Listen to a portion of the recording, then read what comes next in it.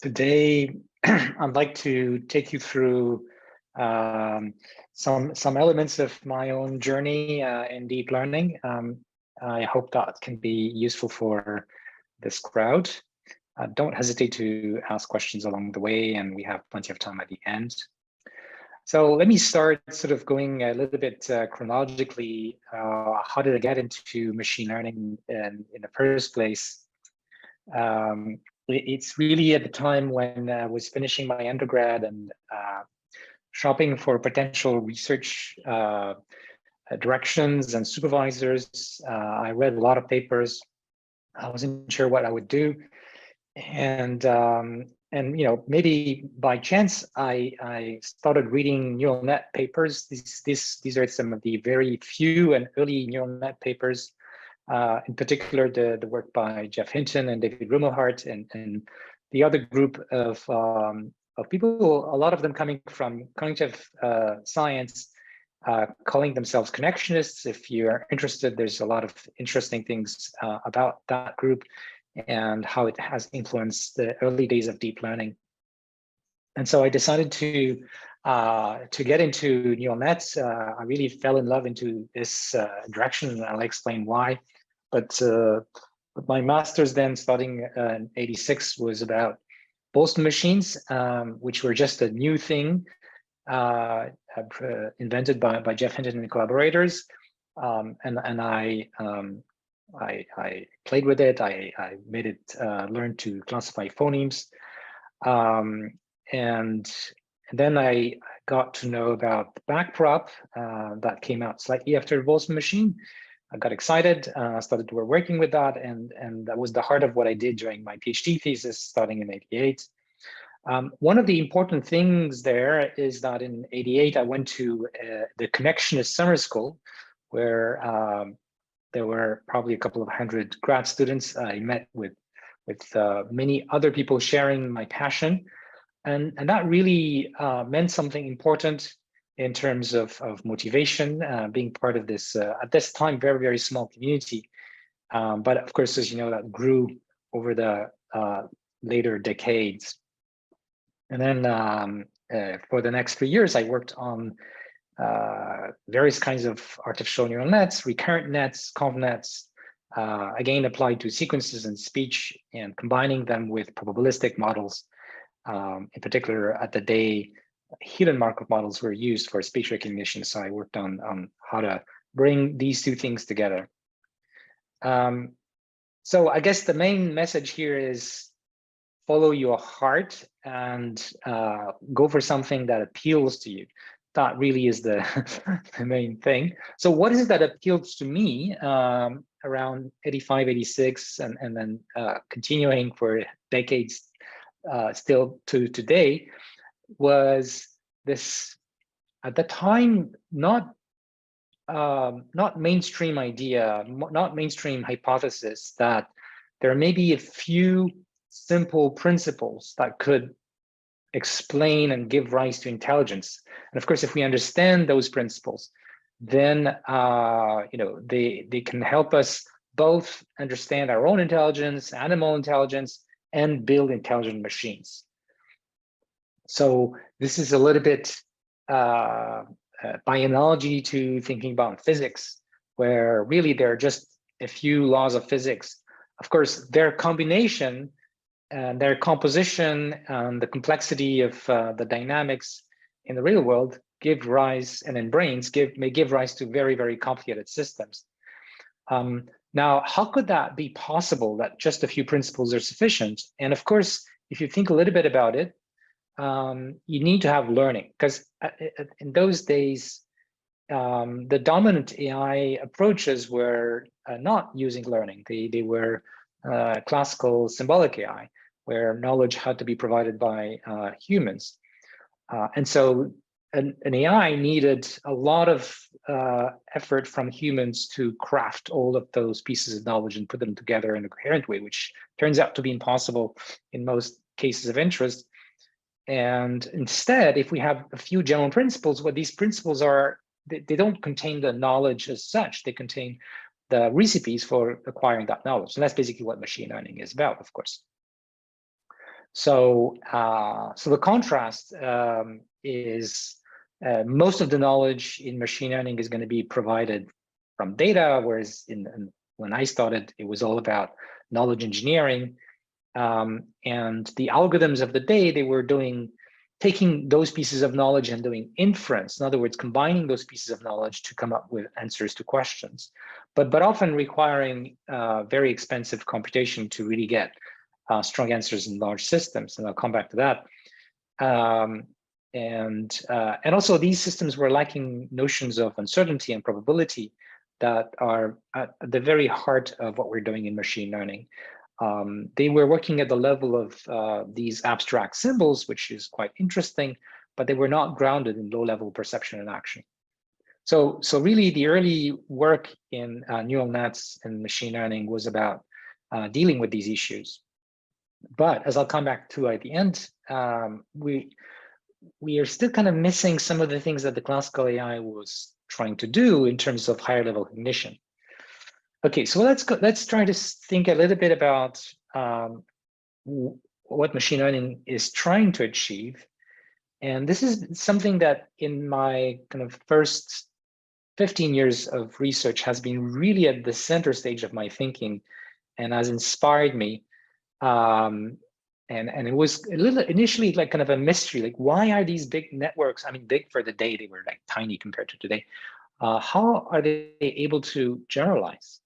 What even is generalization? So if you think about just say observing configurations of values of variables, like in the figure you have 1, 2, or 3 variables that have been discretized in 10 values each. So if you only have one variable, then you can just count how many times each of the values come, and you basically have all the answers to any question you can ask.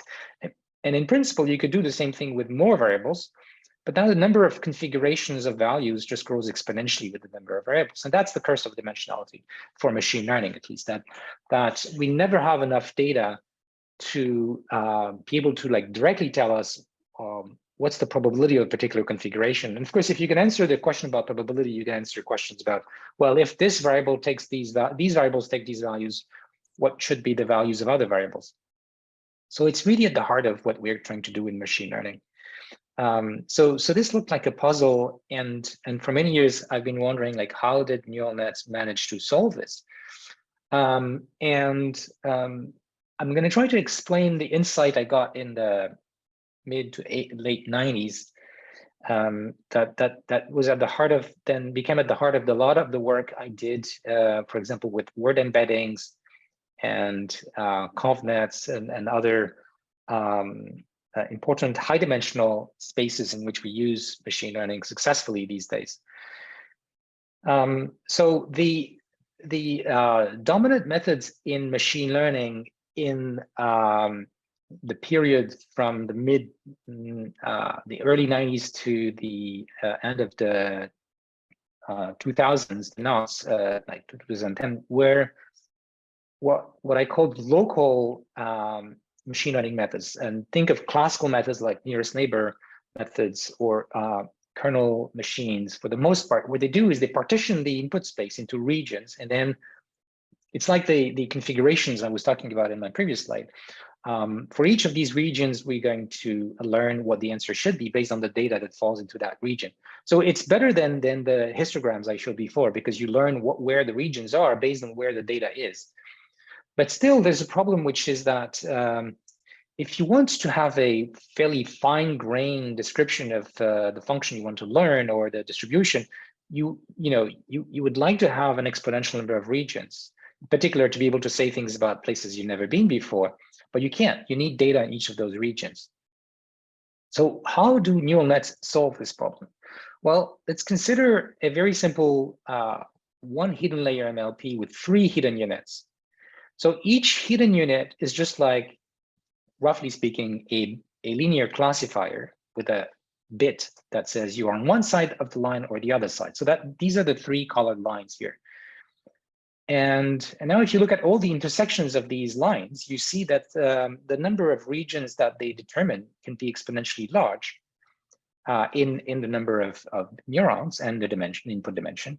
I mean, both have to be large, and that's kind of interesting because we don't need to have data for each of those regions, because the learning essentially focuses on learning where each of these lines should be, and it only needs data from each side of each line, right? So there's something like really funny going on here, where you can learn about an exponential number of things, but with a sort of linear amount of data. And I think that's the example of power of compositionality that even the most basic neural nets boasts. Here, what's happening is we can compose the features that are learned. Each neuron in a layer is like a particular feature, and we can learn about each of these neurons, but then we can say something meaningful about any new composition of values of these features.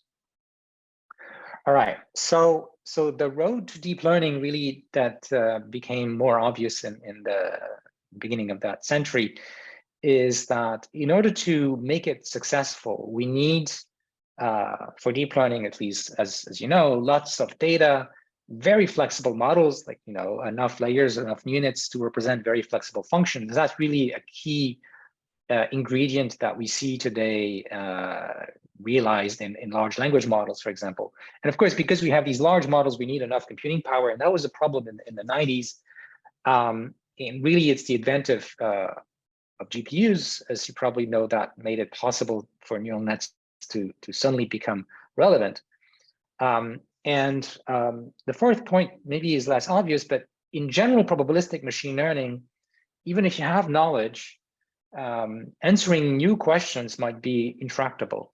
But with neural nets, somehow we are able to make computationally efficient inference by training the system to answer the questions we are interested in.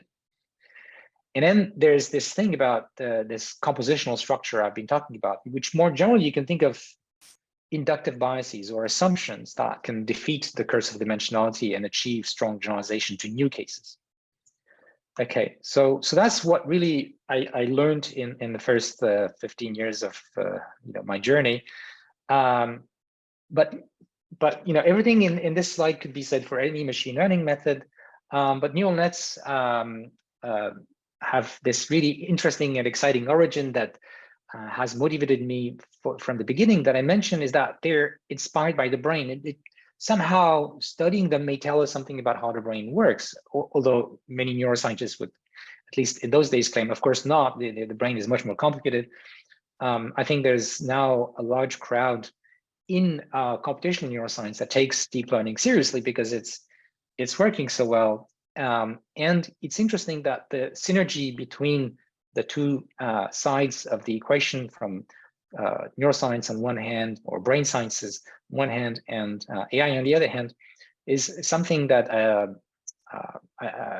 has really allowed deep nets to be what they are, but also can go in the other direction. And I see more and more of that, and I have worked on these things as well. So in neural nets, we have a large number of simple adaptive computational units, and they form patterns of activity, which we call representations, or more precisely distributed representations, because an entity like a symbol is going to be represented by this rich pattern of activity. And that's basically what is behind the idea of word representations that I introduced in the NeurIPS paper in 2000, and that is still at the heart of current natural language processing based on deep learning.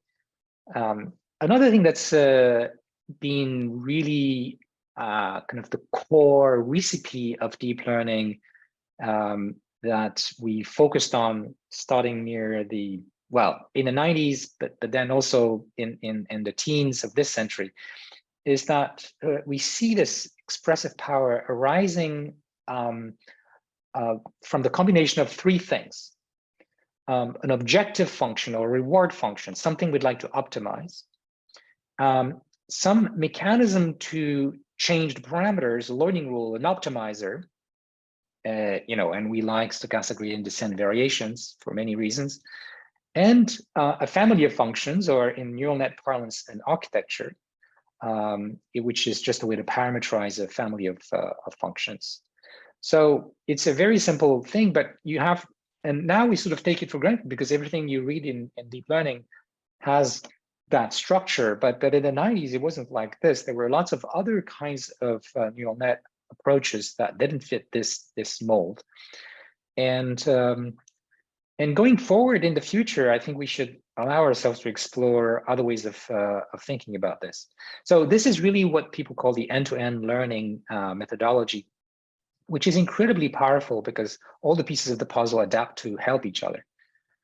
Okay, so to recap, in machine learning, with this, especially this end-to-end approach, we have a family of functions, we have tunable parameters, we have examples sampled from some unknown distribution. We have a way to measure how well our trained function is doing, and then we have an algorithm to change the parameters of our function so as to approximately minimize that error. And that is almost always iteratively because we don't have analytic solutions for complicated things. All right, now I'm going to do a little parenthesis about recurrent nets to tell about a lesson, I think, that goes beyond this particular work I did in the 90s. This work was essentially a negative result about recurrent nets.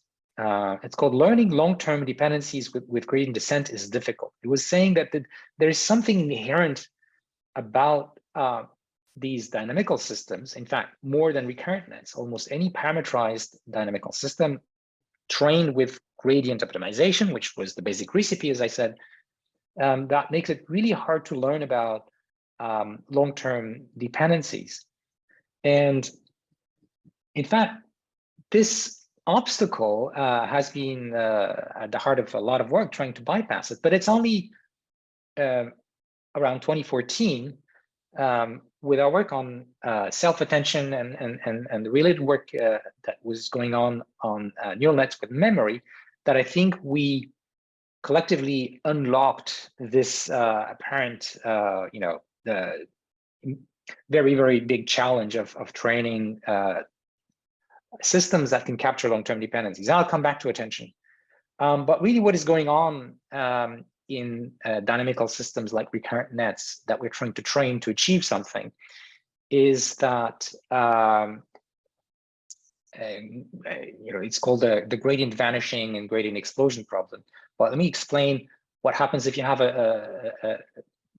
notions of dynamics. You have the state of the recurrent net that's going to be evolving through time. And if you imagine you just want to use your recurrent net to store one bit of information, then a natural way of doing this is to have those dynamics have two basins of attraction. So either, depending on where you start, the dynamics would go to one region, which represents, say, a bit equals 1, or the other region where it represents bit equals 0. So this is something we can easily code in a neural net. But the problem is about learning, where these, how to set up those dynamics. Once you have it, it does store information very reliably. And the problem is that with these attractors, you get information loss. In other words, all the trajectories that are in some basin of attraction converge to the same attractor, which may be a single point, a fixed point, but it doesn't have to be. And so what that means is once you get to that fixed point, you don't know where you started from, which means the derivative of the final state with respect to the initial state is infinite. If you start on, well, it's either 0 or infinite. So if you start from inside the basin, it's 0 because any small change would still get you to the same place. And if you are near the boundary, then it's infinite because a small change makes you go from one place to a completely different place. So that's really the reason why we have either vanishing gradient or exploding gradients. Yeah, I'll skip the math details. So now let's go back to this notion of learning representations.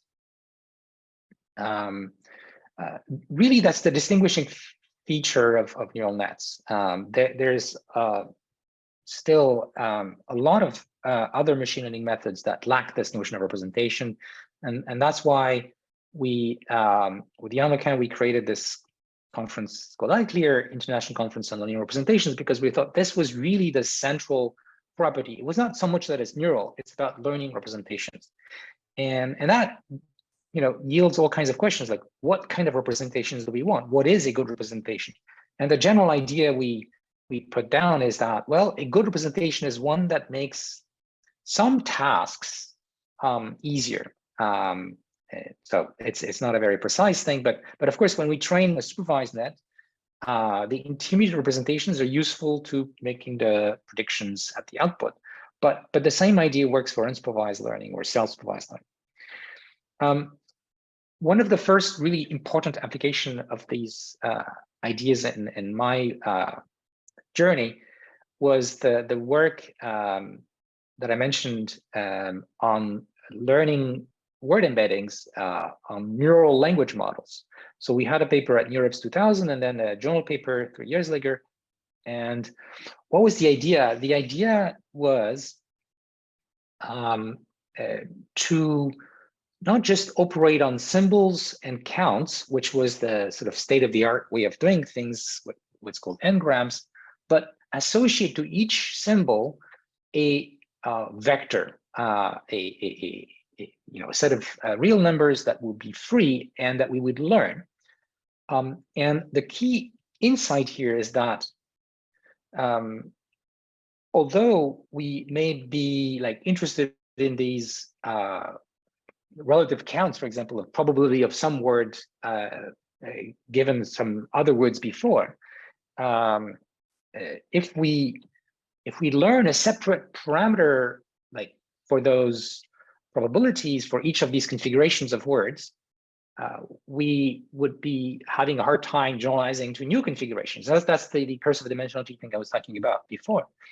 But if we associate each word with this word embedding vector, then the same parameters which describe like the meaning of a word or it's how to use it would be used in all of the configurations that include that word. So we can implement that idea with a neural net whose first layer maps the symbols to their embeddings, and then it's like normal calculations. So that was the idea. And as you probably know, this idea worked incredibly well. But the notion of compositionality in deep learning is actually, you know, also has other aspects. For example, there's a notion of hierarchy of composition. So, you know, the idea with the word embeddings is it's like the features I was talking about. We can compose those words together in new ways. But there's also this notion of hierarchy of features, which really is behind the idea of deep learning, that we're going to have many transformations, and each level is a kind of nonlinear but fairly simple transformation of the previous level. And we know that humans organize knowledge in this hierarchical way, whether it's speaking about images or text or speech or any almost everything. And that has been a big inspiration for the work we did in the 2000s on neural nets that were deeper. And by the end of the knots, these deep nets were starting to show some really exciting impact in applications like speech recognition and then computer vision.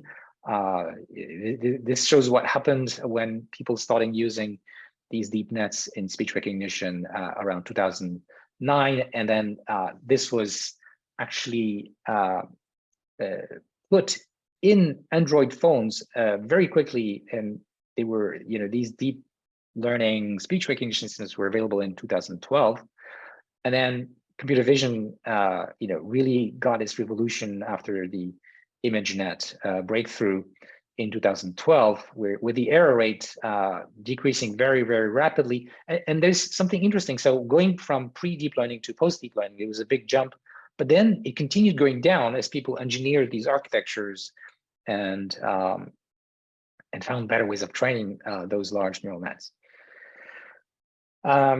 Okay, so this period, from a personal journey point of view, of the late 90s and first decade, more or less, of the century were actually not so easy because most people turned their back or on neural nets, and it was really it took a little bit of stubbornness to persist through this neural net winter.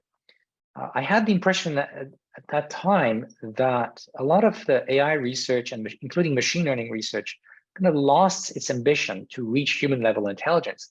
And this notion of compositionality and distributed representation, compositionality with features, compositionality with depth, I really thought that this was a key to learn really complicated things and generalize well.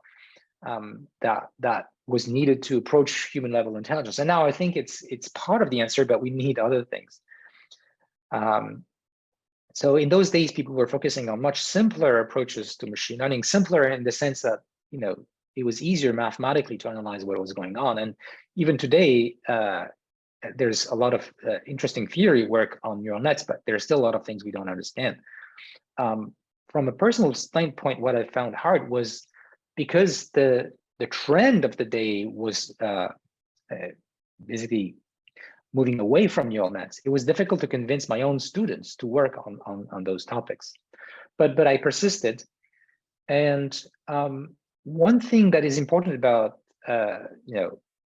being stubborn is you also need to balance that with good rationality. So intuitions are amazing. You know, I was following my intuition, but you need to validate them experimentally or mathematically to prove to yourself and eventually to others that there is something important there that's worth continuing to explore. And so there's this image that I like, that when you have intuitions, you're pulling on threads to clarify them, because the initial intuitions are a bit vague. You need to work a little bit to kind of think more and again more, and ask questions, lots of questions, to try to understand, and the why questions. Why is this happening? What is going on? What may be the key principles? The other thing that really helped to go through that period was a kind of support group. So the Canadian Institute for Advanced Research called CIFAR created a research program that still lasts to this day, focused on deep learning. And there were just a few people really still kind of believing this was important, but having them and meeting them regularly really meant a lot in terms of motivation.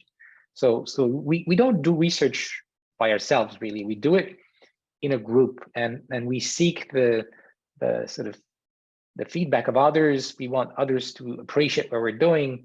And if we don't have other people who kind of care about what we're doing, then the motivation is not as strong. So this is also quite an important lesson.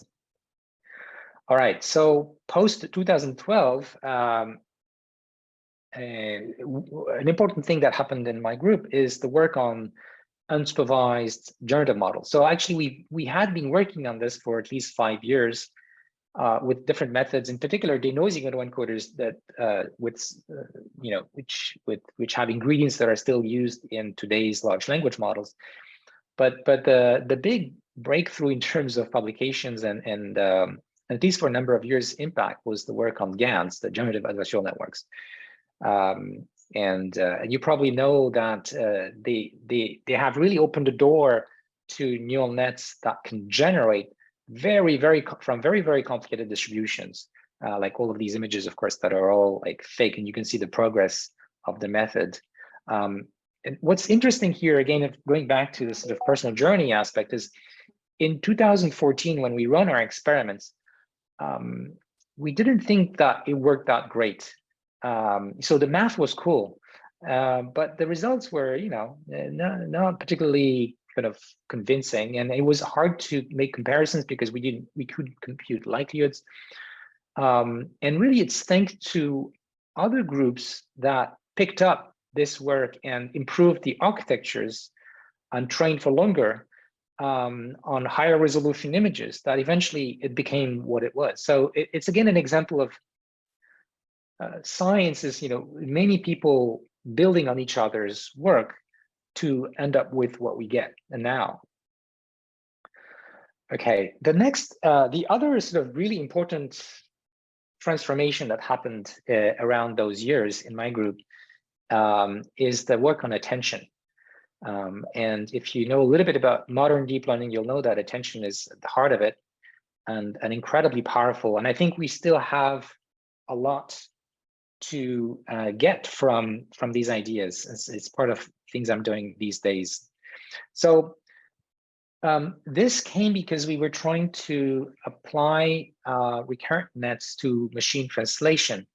And in machine translation, to predict the next word, say in French, given some text in English, it really helps to focus on just one or a few words in the English source text that are kind of the word-to-word translation or the most relevant to make the prediction. And adding an explicit architecture for doing this completely changed the performance of the networks we were training.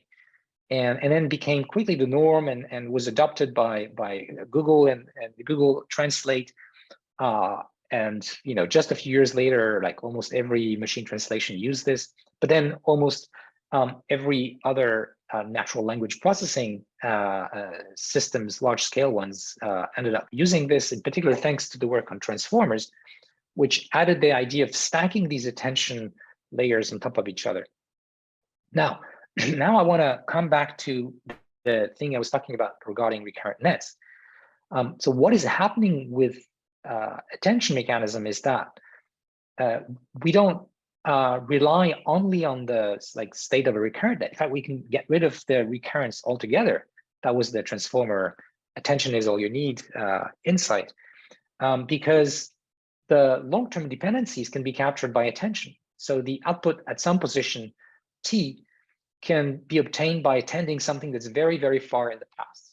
So, how is that even possible? Well, one way to think about it is to think about it in terms of memory, that it's like if the network doesn't need to compress all the past sequence into a, sort of small vector.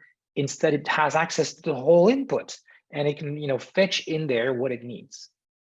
So really, attention is bypassing the issue of learning long-term dependencies in RNNs. That was the beginning of an important milestone in my early career. And you can read more about this in a paper in NeurIPS 2018 on what's called sparse attentive backtracking with Rosemary K. Then, of course, this came out in 2014 on Archive, 2015 at iClear, and then just 1 year later, AlphaGo came out, and deep learning became incredibly important as part of reinforcement learning. And DeepMind then later used attention mechanism to achieve an amazing scientific breakthrough of protein structure from sequence, mapping the sequence of hundreds of letters describing a protein to its 3D structure. That I think is going to be the start of a complete revolution for biology in the coming years, by the way. So again, using both attention, but also graph neural nets, which arose shortly after the attention papers, and to which we also contributed with the attention graph neural nets. Okay, so 2019, Jeff Hinton, Jan LeCun, and I got the Turing Award, and I had started getting prizes even before that, but then it accelerated after this. So all these prizes and awards, all these recognitions, they're dangerous. They can just make your ego too large, and that's not good for science. It's better not to think about these, not to aim for them, not to aim for recognition. These can be really dangerous distractions. The problem is ego can blind us, make us overconfident, and it really doesn't help us to make important scientific discoveries, because it hurts our ability to be flexible, to change our mind, to question what we took for granted, to also listen to others who disagree with us, because science is about being rational. And if there is something wrong that we don't see because we have blind spots, we need others to point it out to us. In my career, I actually changed my mind several times about important kind of philosophical ways of thinking about machine learning. For example, in the 90s, with Jan and I were really focused, in the belief that the only thing that could really work with, at least with neural nets, was supervised learning. That unsupervised, was hopeless. But in around 2005, thanks to Jeff Hinton, we started working a lot on unsupervised learning, and we became convinced that this was key to intelligence. Of course, humans learn a lot about the world without a lot of labels.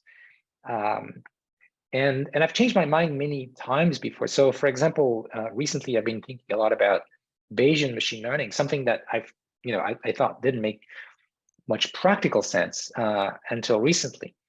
And another kind of anecdote like this is, although my group introduced this soft self-attention, I now think that the soft attention is not sufficient, that we need stochastic hard attention.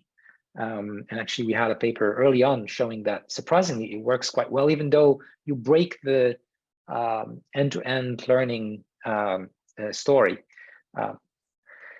But there are good reasons that I may probably not have time to talk about today.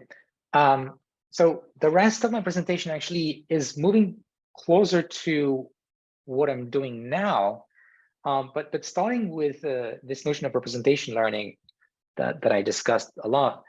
Already in the mid 2000s, I said we were asking ourselves, so what would be a good representation? And so that's one question. But then if you're doing unsupervised learning, which was exactly what we were doing, there's the question of what should be the kind of highest level of representation. And to me, it was obvious that the highest level of representation should be the highest level of abstraction, things like words, things that we reason consciously over, things that are the causal factors that explain the data we are observing, explanatory variables, and understanding how these high-level variables are related to each other, I thought was really what we should be focusing on. And I still think that, and I still work on that. Yeah, so we wrote about this question of, well, how do you discover disentangled representations in particular in the paper in 2013? Because the trouble is, if you don't have supervised learning, it tells you what each of the units should be doing. There are many ways that you could represent the same information. And we have this intuition that some ways of doing it are better. For example, maybe if there are sparse representations, meaning that for any particular input, only a few concepts are relevant. And also that the dependency between those concepts is sparse. This is something I started really working on in 2017 and I still work on. And that unlike a lot of the work in disentangling, these high-level factors, variables, they're not independent. You construct sentences that relate words together. There are causal dependencies between the high-level variables, and we need to also learn the joint distribution at the high level. So I talked quite a bit about compositionality in my presentation already, but in the last 5 years, I've been kind of really thinking, well, we've exploited some particular kinds of compositionality. Like, I mentioned how different features could be combined in one layer. So that's the distributed representation compositionality.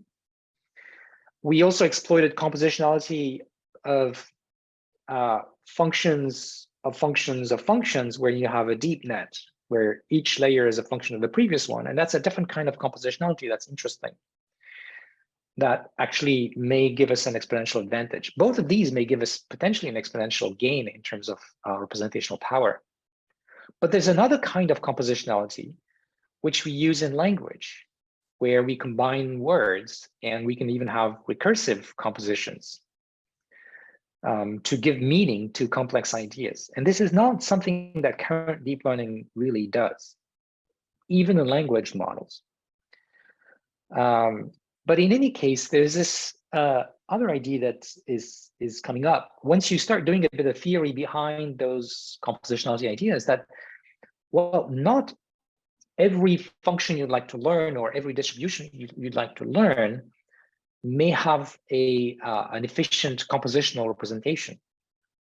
But humans seem to exploit that kind of inductive bias. In other words, there is compositionality that seems to be useful to describe the world as we imagine it, as we model it in our brain. And it may help to capture not every possible function, but the kinds of distributions and functions that we see around us, or at least that we're good at understanding. So the other thing about these high-level abstract representations that I got into in the last few years is learning how they're related to each other. So I mentioned that, and I'll explain why the causal aspect is interesting. Like, is one variable causing another? That's a very basic question that humans seem to be focusing on. And when you start reading about causality, one thing that really should strike you is there's the focus on the notion of intervention. What's called an intervention is an action by an agent at an abstract level. And an intervention changes things, but in a very special, sparse way. We change one thing, we open the door, and then suddenly the whole house gets to be cold.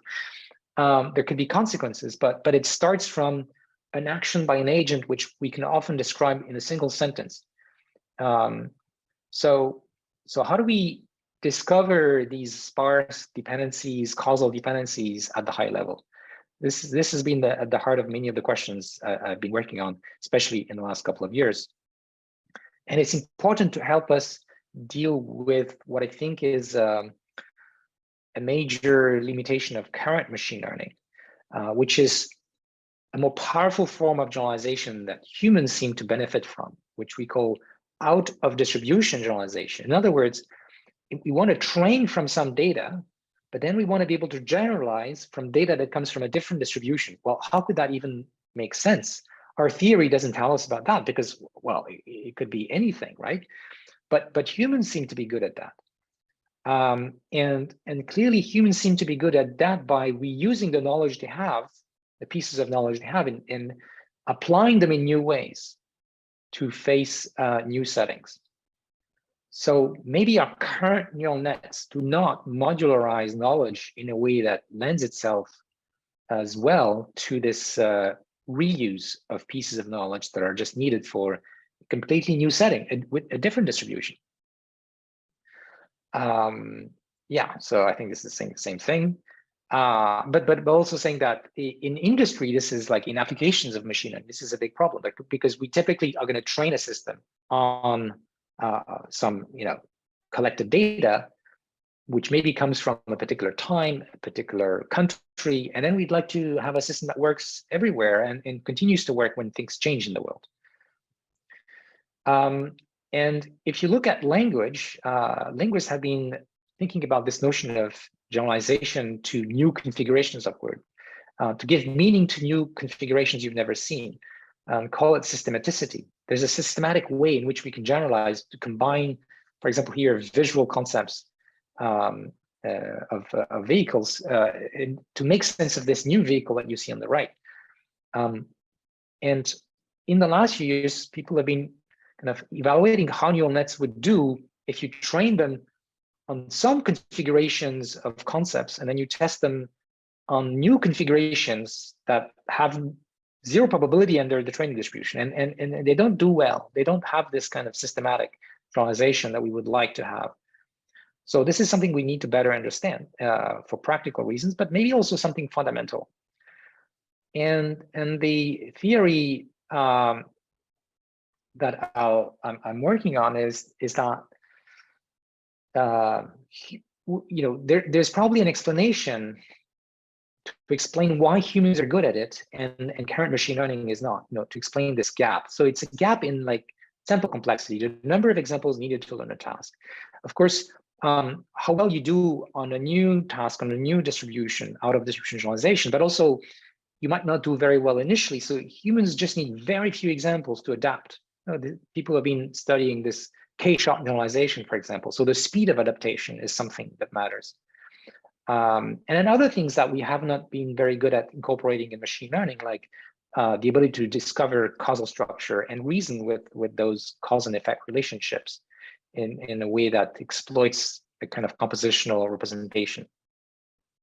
So the hypothesis I have is that this gap emerges from something that humans benefit from, and maybe to some extent other animals, but that is missing in current machine learning. And it's something that we can associate with conscious processing in humans.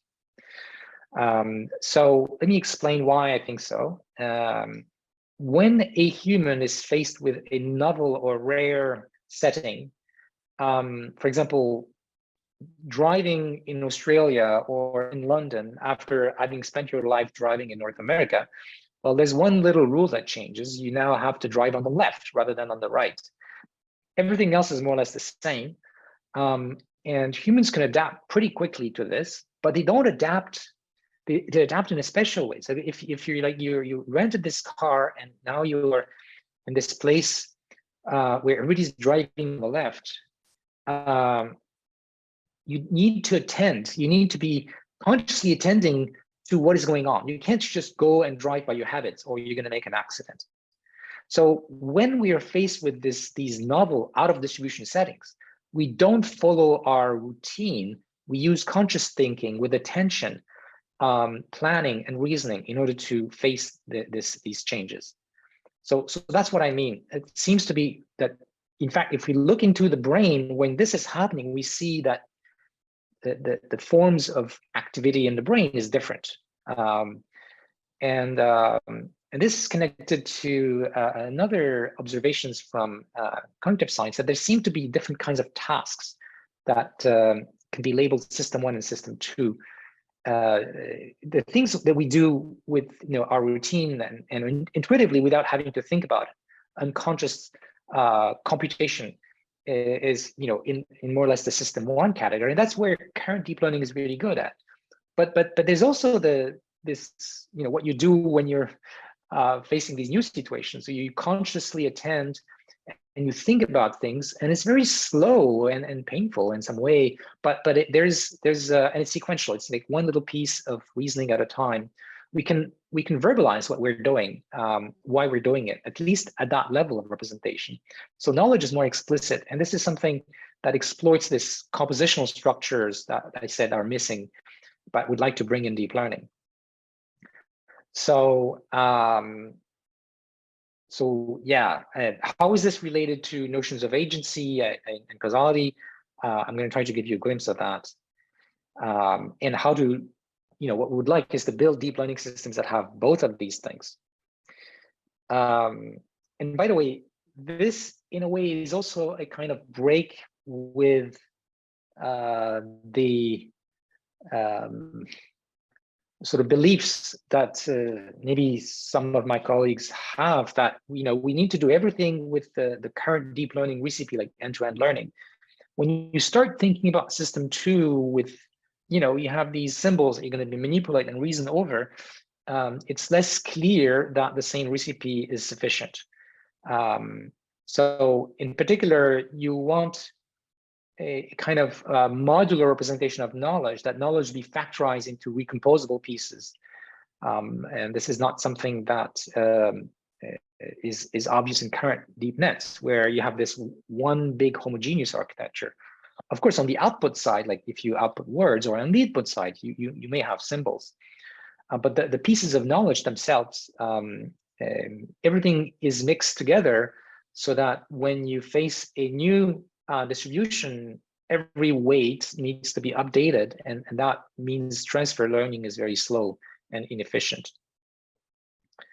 Okay, so here's a way to think about how maybe humans and maybe coming machine learning methods can deal with out of distribution generalization. We're going to need to make some assumptions because okay, so we're going to get rid of the IID assumption, but we need some other assumption that allows to transfer knowledge from one distribution to another.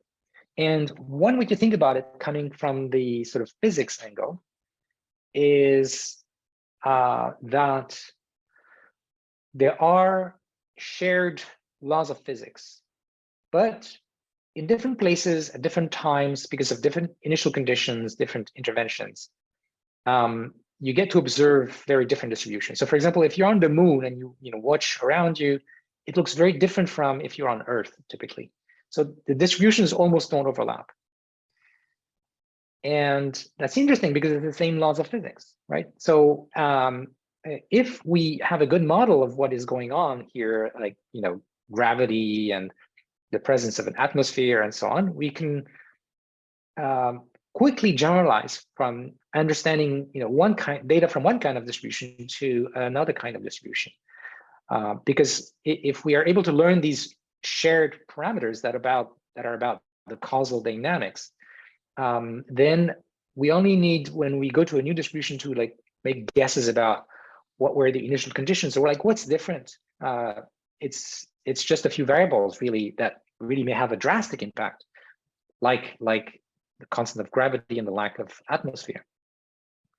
So causality is really a framework that has a solid theoretical grounding to think about out of distribution generalization. So the idea is that a causal model is not like one distribution, it's really a family of distributions that, or if you want, family of tasks that share the same parameters.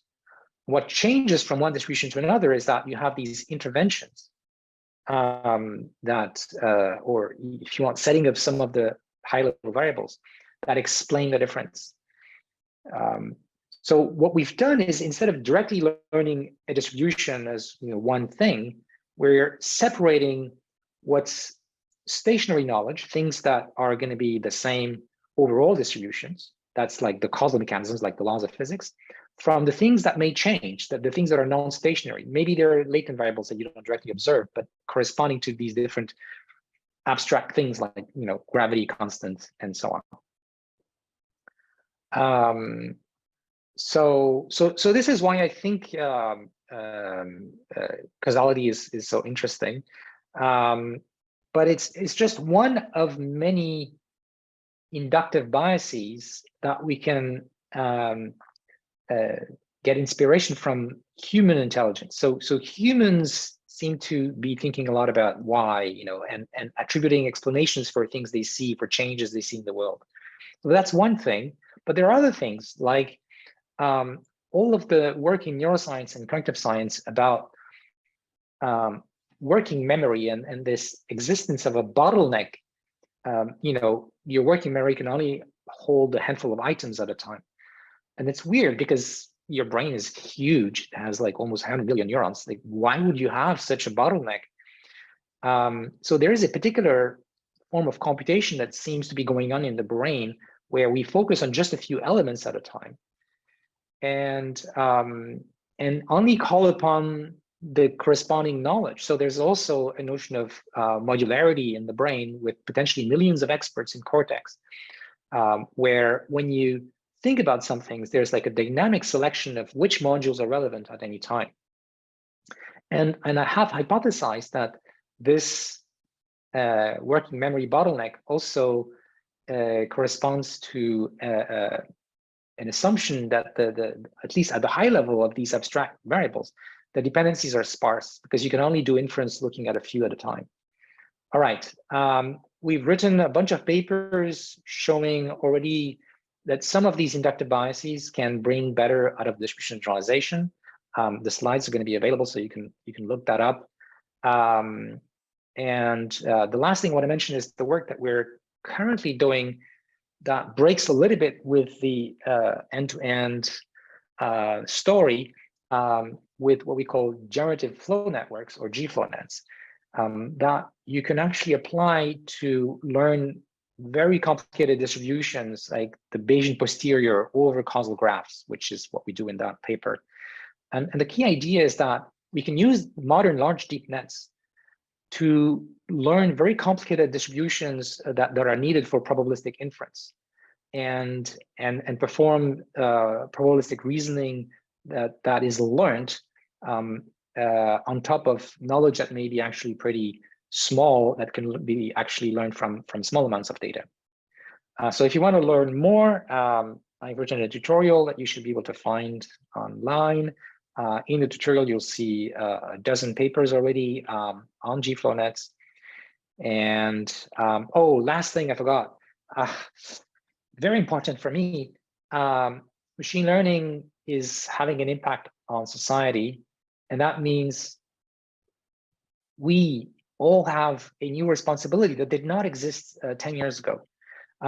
We, the scientists, the engineers, but also the entrepreneurs that are developing products, the governments, to make sure that AI is used, AI is a tool, but make sure that it's used in a way that maximizes its beneficial impact and minimize its misuse. And this is actually not a trivial thing, because the more a tool is powerful, the more it can help, but also the more it can be misused for the benefit of just a few. And for this reason, there are lots of concerns about using AI, in concentrating power in the hands of a few, in reinforcing social biases and discrimination. And something that scares me is also how it could be used to control people, to manipulate people. Think about AI driving political advertising, for example, or social media, which is already maybe happening. So these are, and then of course the military applications is something we should all be concerned about these days. But also we've been doing more and more work in our community and at Mila and my group in particular on applications of AI that are important and beneficial for society and healthcare, the environment, education, justice, all kinds of humanitarian applications. And it's important for us, our community, to work on these things because often there's a market failure. In other words, what is highly valuable from the point of view of society, like finding ways to capture carbon or other ways of fighting climate change or discovering new drugs to prevent the future pandemics, may not be so valuable from a commercial standpoint. And so the needed research and development is not necessarily happening. So governments should invest money in these applications, these beneficial applications of AI, and academics should invest their time to fill that gap between the societal and the commercial value of innovations, the gap that industry is leaving for us to deal with. Thank you. I'll stop here and be really happy to answer your questions. Thank you, Yoshua, for the great talk. So we'll be taking questions in the room, but first question we have online from Tatiana Lihomanenko, and she says, thanks for the deep learning journey. Do you think that currently we formulate problems, tasks, and data sets which do not provide reasoning learning? The most tasks we solve is memorization or great impression of the distribution we see, but not reasoning or causality. And do you think we need some new data sets and benchmarks to be able to learn and understand causality? Thank you. Yes. Well, first of all, I do think that there is reasoning going on in our large language models, but it's not exactly of the kind that humans do, although there are some relationships. So it's like we're just using the system one ability for reasoning, which is already interesting, but then it makes sometimes mistakes that if you had more like system two reasoning as well, you might detect as incoherent, for example, incoherent with the knowledge you have acquired. And then there's the causality aspect. There's more and more work trying to develop benchmarks, because causal machine learning is in its infancy, and it's even hard to evaluate whether a system is working if you don't know the ground truth. So I think for a while, people will work on these synthetic systems.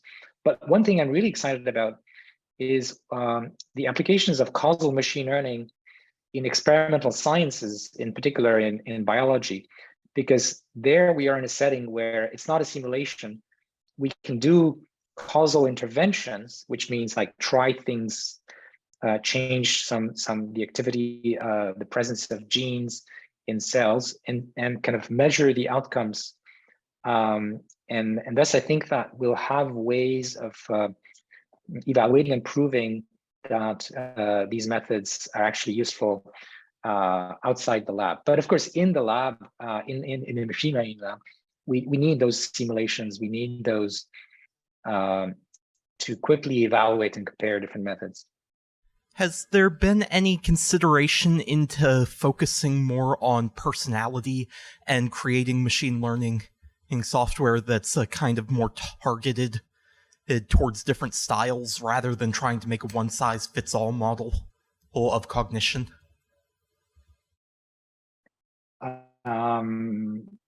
don't know any work in that direction. It's already hard enough to do something that is able to kind of take intelligent decisions or answer questions intelligently. But I think it's an unavoidable kind of consequence of using machine learning that if you use it, even if you use the same data set, but even more if you use a different data set, what happens is if you train, for example, 10 neural nets on the same data, they will end up with different functions because of initial conditions and the randomness in training. And so they will kind of have different opinions on things. So it's already built in. Now, I'm not saying this is the same as the difference in personality that we have, but I think it's going in that direction.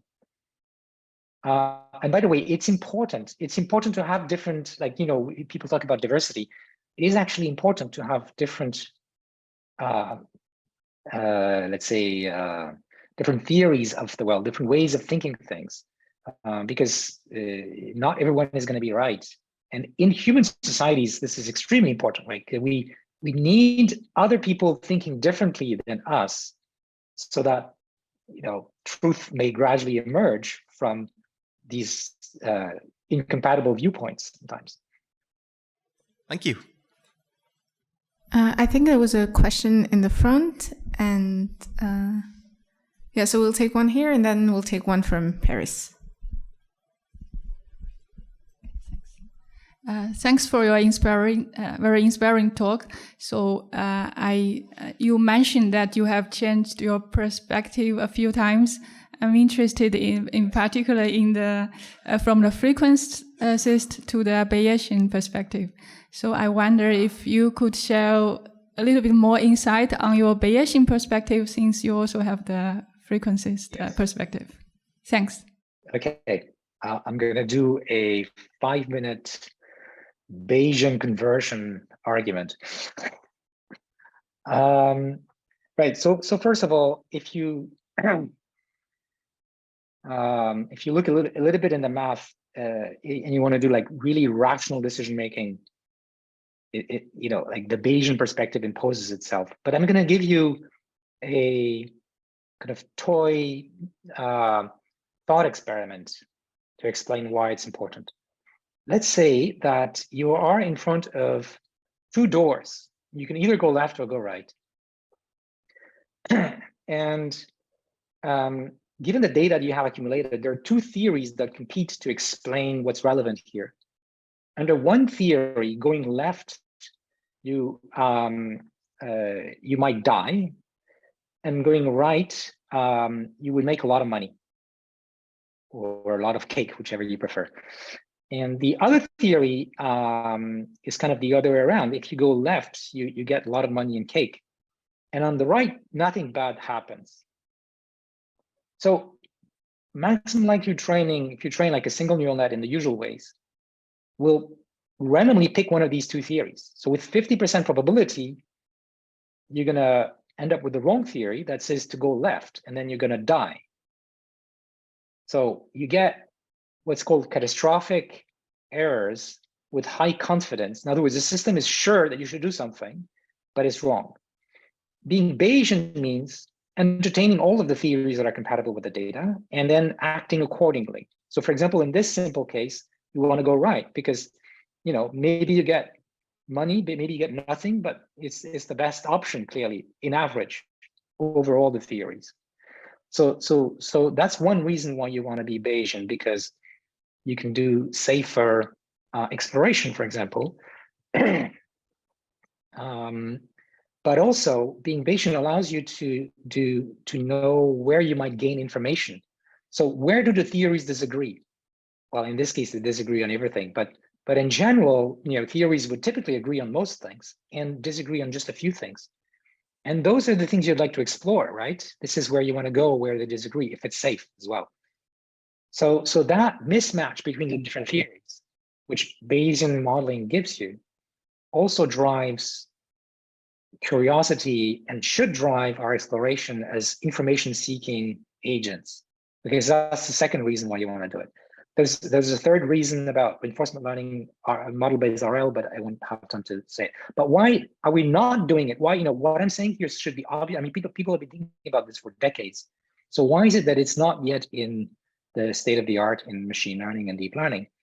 Because if you want to do the exact calculation that's needed to just think about enumerating all the theories that are compatible with the data, there might be an exponential number of them. And so you end up with intractable quantities that are needed to be computed in order to do this rational Bayesian decision making. Well, so recently I've realized that with the kind of large deep nets that we're currently able to train, we can actually solve this problem using what's called amortization. We can train a large neural net that can approximate sampling from the Bayesian posterior. And this is the last paper I mentioned is doing this sort of thing. And in addition, these posteriors don't have to rely on kind of excessive assumptions. So the way that Bayesian approaches have been handling this intractability in the past is making very strong parametric assumptions so that we can calculate these intractable sums or integrals exactly, or in a way that's easy numerically. For example, assuming that the posterior is unimodal, like you know, just care about one region in space. But neural nets can free us from this. That's what I realized in the last half year or so.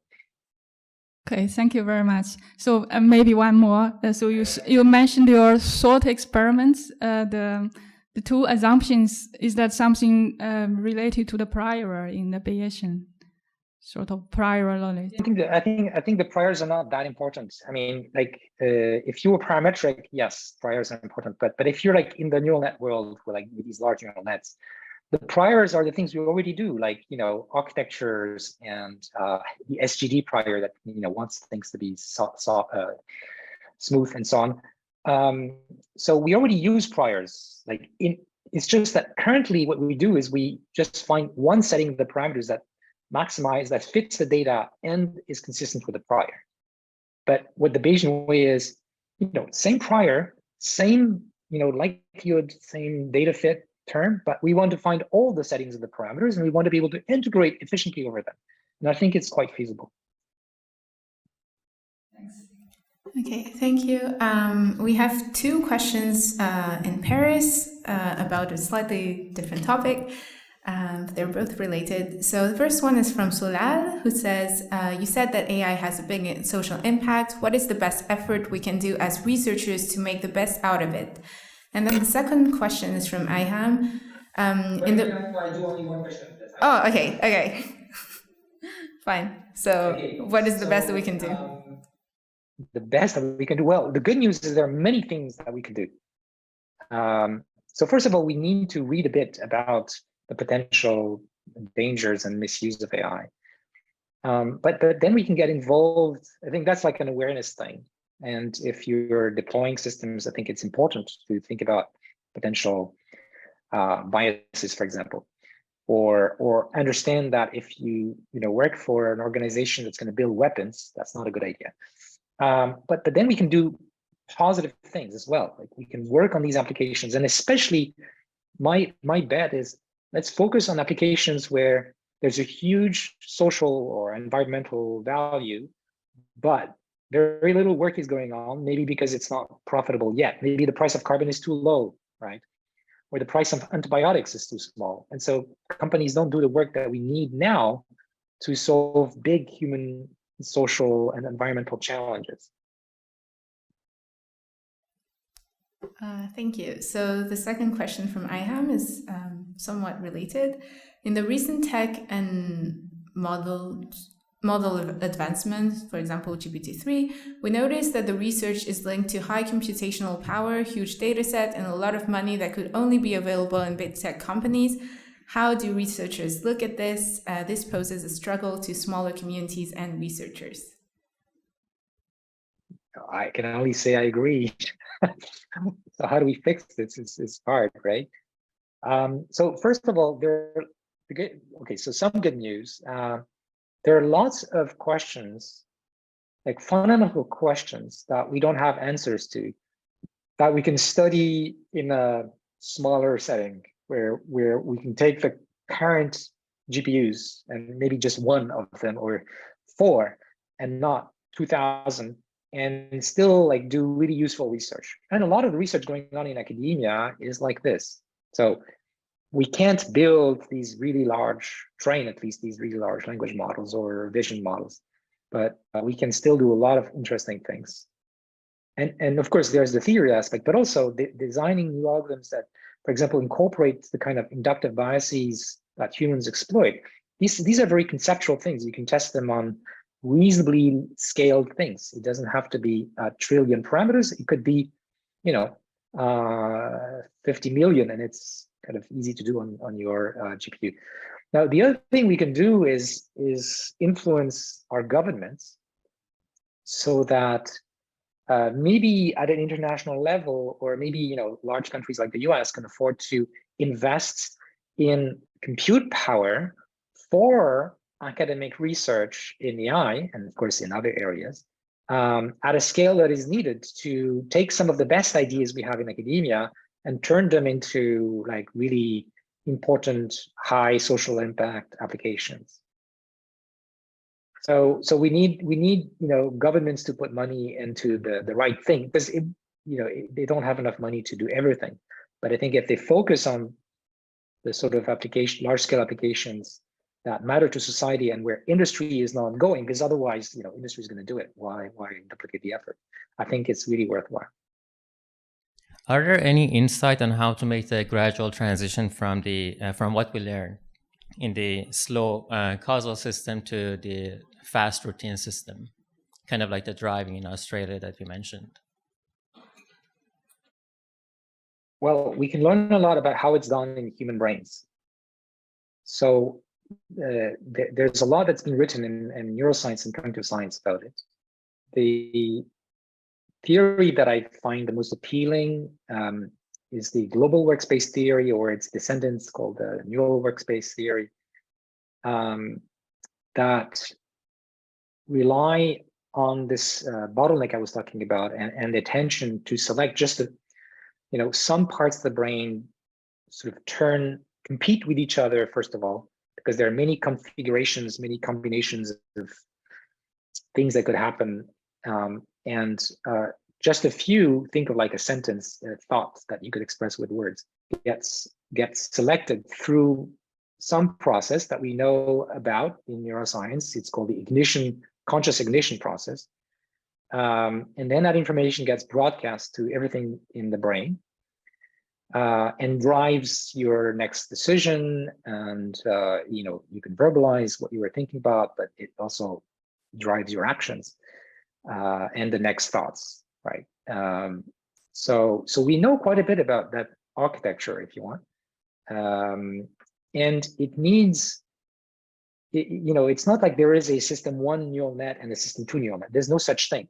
It's all a neural net, but you have this attention competing thing that has a special structure that makes just a few symbols emerge and be combined in a compositional way to form the next piece of inference that we do at the conscious level, at least.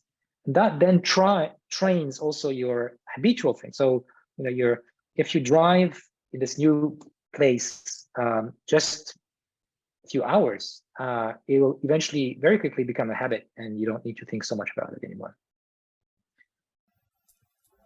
Okay, thank you. I have a question online from Zonglin Li, who says, thanks a lot for the talk. For biological neural network, the way they're trained is through Hebbian learning, where weight updates can happen during inference. However, for deep networks, the weights are usually frozen during inference. Do you think such disconnections between training and inference could hinder the adaptability of deep models? Okay, so first of all, we don't really know how synapses are updated in the brain. There's a Hebbian style that we can see, but it's probably more complicated. There are like theories in computational neuroscience which suggest that feedback connections, maybe going through the apical dendrites, may have a very important effect on the update. So it's not just Hebbian. There's other factors coming in which may implement something close to backprop. So there's quite a bit of research, people trying to build something that will have similar properties to backprop, but it remains local and biologically plausible. And we'll end up having a Hebbian style, but not exactly just the product of the pre and post. Regarding your question about inference versus training, I think this is a great question. Jeff Hinton has proposed many years ago the idea of fast weights. So the idea is to consider synaptic weights that have a short life. So in other words, they can change quickly and then they go back to some like base level quickly on the scale corresponding to working memory. So I think this is the best bet we have for working memory, and even short-term memory more broadly, like not just the current thought, but the thoughts I was having in recent minutes and hours. So the idea is to consider these fast weights to be part of the state of the brain, right? So normally we think of the state of the brain as just the activity of neurons, but you can also have these fast weights. That's 1,000 more degrees of freedom. So that's a lot that can store things for a short time. So in a way, they're part of the whole dynamics, and somehow we learn how to modify them. And Jeff had some like simple Hebbian learning sort of methodology that he experimented with his co-authors on these ideas. So yeah, I think this is certainly something worth exploring. It was a nice talk, and I was wondering that your definition of conscious process discuss mainly about causality, but for my perspective, in my mind, I thought consciousness includes awareness of self. So any ideas that you have awareness of self in your conscious process? Sure. So first of all, I'm sorry if you got the impression that I thought that conscious processing was focused on causality, because it's not. It's just one element. But there's a lot more, and I gave you a glimpse there in my presentation. But there is a paper, for example, that came out in the Real Society on inductive biases inspired for high-level cognition with Anirudh Goyal and me. That really goes deeper into this. As to what was the other part of the question? Sorry. Oh yeah, self. Yes, sorry. I don't think there's been much work in machine learning on that front, but self is just a part of your world model.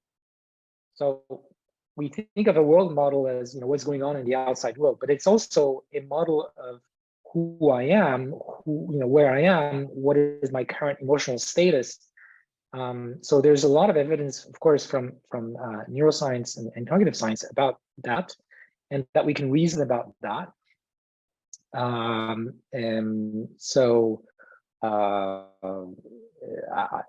think this, especially for tasks that involve multiple agents, where it's not just me, but also other agents that we want to represent in our world model. This becomes quite important. There's not enough work on that direction. I encourage you to think more about it. Hi, I'm Lisa. Thank you for the great talk. And I have a question about what are your thoughts on deploying AI systems in a real world for collecting realistic feedback from users, perhaps even knowing that the systems are not perfect yet?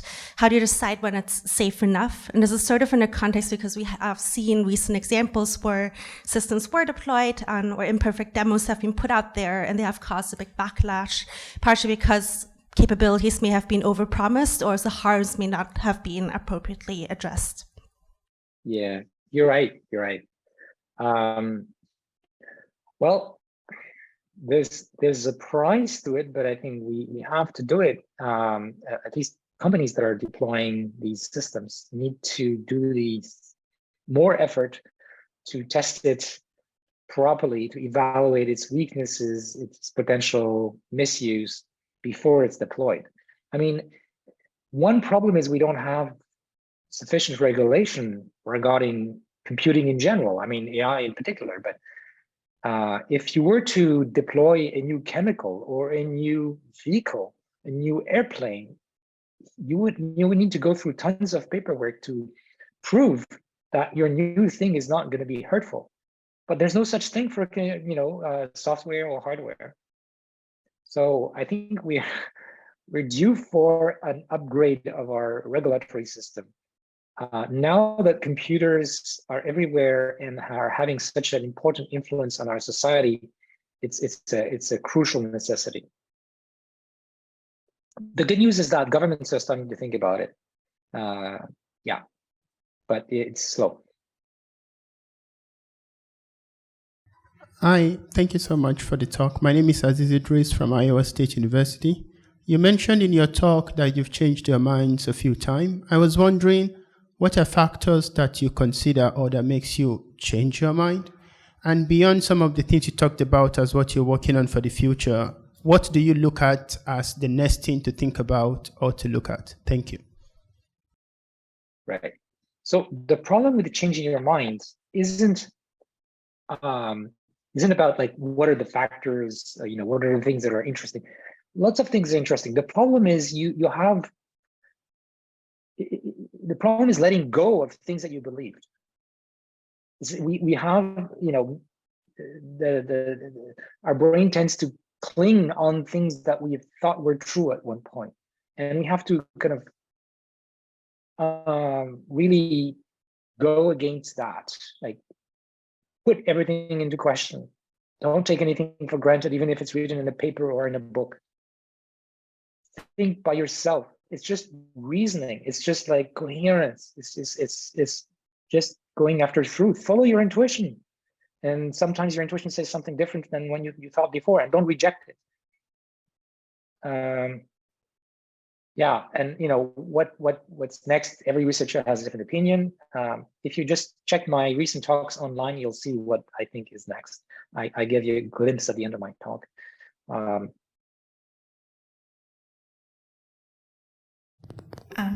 Okay, I think there were like many more questions, but we need to keep 5 minutes to switch to the next speaker. So thank you so much, Yoshua, for giving your time for opening this new in machine learning workshop. We're really grateful, and yeah, thank you so much.